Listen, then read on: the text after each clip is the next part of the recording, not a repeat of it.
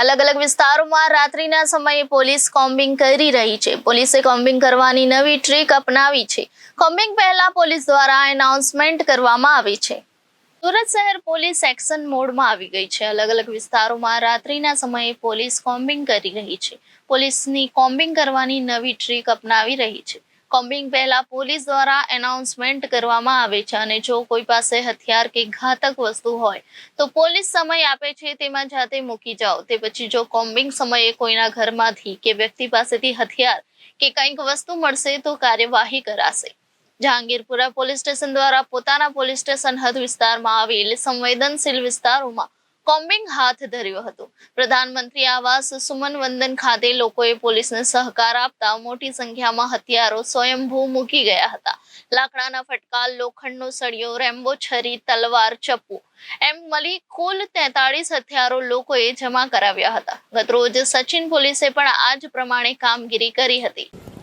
હવે મહેરબાન police commissioner સાહેબ સુરત શહેર સાહેબના તરફથી જાહેરનામું બહાર પાડવામાં આવે છે. જે જાહેરનામા હેઠળ એવા કોઈ પણ શસ્ત્રો, દંડા, લાકડી, લાઠી, તલવાર, ભાલા, સોટા, ખંજર, ચપ્પા અને શારીરિક હિંસા પહોંચાડવામાં ઉપયોગમાં લઈ શકાય તેવી તમામ ચીજોનો ઉપયોગ કરવો અને તેને સાથે રાખવા અને પ્રતિબંધિત કરવામાં આવેલું છે.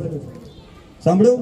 ફરીથી કહું છું, શસ્ત્રો, દંડા, લાકડી, લાઠી, તલવાર, ભાલા, સોટા, ખંજર, ચપ્પા અને શારીરિક હિંસા પહોંચાડવામાં ઉપયોગમાં લઈ શકાય તેવી તમામ બીજી ચીજો અને પોલીસ કમિશનર સાહેબ સુરત શહેર સાહેબ દ્વારા પ્રતિબંધિત જાહેર કરવામાં આવેલ છે.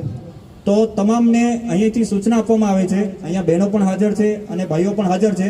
ઘરમાં આપણા રસોડામાં ઉપયોગમાં લઈ શકાય તેવા ચપ્પુઓ સિવાયના તમામ ચપ્પુ, એટલે કે રેમ્બો ચપ્પુ હોય કે છરા હોય, કટારી હોય, એ દરેક તથા દંડા, લાકડી, લાઠી, તલવાર, ભાલા, સોટા, ખંજર અને ધારિયા કે કોઈ પણ એવી ચીજ વસ્તુ કે જેને ગુનામાં કોઈને શારીરિક હિંસા પહોંચાડવા માટે ઉપયોગમાં લઈ શકાય તેવી તમામ વસ્તુઓને તમારે 15 મિનિટમાં, જો પોતાના ઘરમાં તમે રાખેલી હોય તો 15 મિનિટમાં તે તમારે તમામ વસ્તુ અહીંયા લાવીને હાજર કરી દેવાની છે. અને જો તમે હાજર કરી દેશો તો એ બાબતે કોઈ પણ બીજા કાયદાકીય પગલાં નહીં ભરવામાં આવે. પરંતુ જો તમે અહીંયા હાજર નથી કરી લાવ્યા અને તમારા ઘરમાં તમે વસ્તુ રાખો છો અને પોલીસ ચેકિંગમાં જો એ વસ્તુ મળી આવે છે તો તે ગુનાહિત કાર્ય ગણાશે અને તેના વિરુદ્ધ કાયદેસરના પગલાં લેવામાં આવશે. પોલીસ કમિશનર સાહેબ શ્રી સુરત સાહેબના રિપોર્ટર હિતેશ પ્રજાપતિ, જનાદેશ ન્યૂઝ, સુરત.